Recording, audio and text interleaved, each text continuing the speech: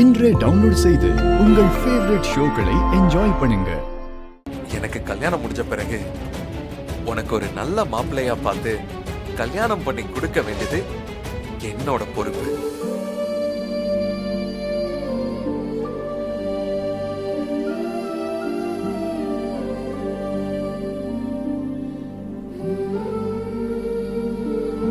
என்ன இசை அமைதியாயிட்ட? உனக்கு கல்யாணத்துல விருப்பம் இல்லாத மாதிரி இருக்கு. கேள்வி கேட்கறது ரொம்ப ஈஸி விஷால், ஆனா பதில் சொல்றதுதான் கொஞ்சம் கஷ்டம்.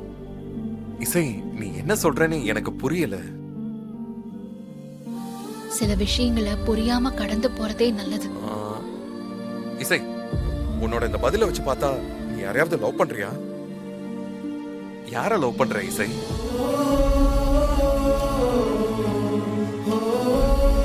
சொல்லு இசை, யார லவ் பண்ற?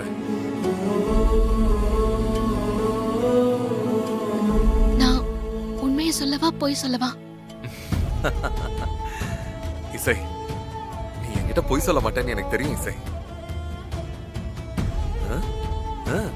யார லவ் பண்ற இசை?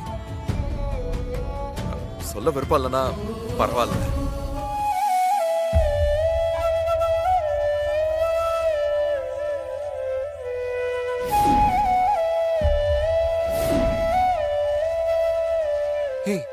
நீ என்ன சொல்ற?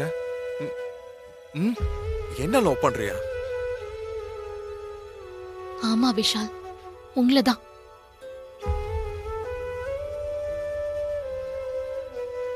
எனக்கு என் லைஃப்ல நிச்சயம் நடந்தது உங்க கூட தான். எப்போ உங்களை பார்த்தனோ அப்பவே எனக்கு உங்களை பிடிக்க ஆரம்பிச்சிருச்சு. நீங்க பச்சை குத்திக்கிட்டீங்கல்ல, அன்னைக்கு என் பேரை நீங்க தப்பா குத்திக்கிட்டீங்க தான். இருந்தாலும் அது எனக்கு ரொம்ப பிடிச்சிருந்துச்சு. அதுதான் என்ன உங்களை லவ் பண்ண வச்சது. அது மட்டும் இல்ல விஷால், உங்க அம்மாவோட அன்பு கிடைக்கணும்னு ரொம்ப ஆசைப்பட்டேன். அவங்களோட அன்பு என் வாழ்க்கை முழுக்க கூட இருக்கணும்னு நான் ரொம்ப விருப்பப்பட்டேன் விஷால்.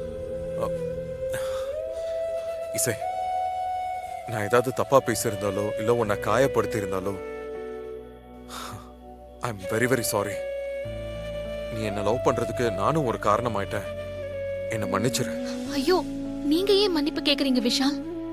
இல்ல இசை, நாளையில இருந்து நீ யாரோ நான் யாரோ. உன் மனசுல என் மேல எந்த வருத்தமும் இருந்துடக்கூடாதுல்ல, அதுக்காகத்தான். I am very sorry. இசை, நான் திரும்பவும் சொல்றேன், என்ன தப்பா எடுத்துக்காத. ஸ்ரீஜாவை பத்தியே யோசிச்சு யோசிச்சு மறுபடியும் பிரச்சனைல மாட்டிக்காத. சரி, பனி அதிகமா இருக்கு, சீக்கிரம் உள்ள வந்துரு. காலையில என் கல்யாணத்துல நீ என் பக்கத்துல இருக்கணும்.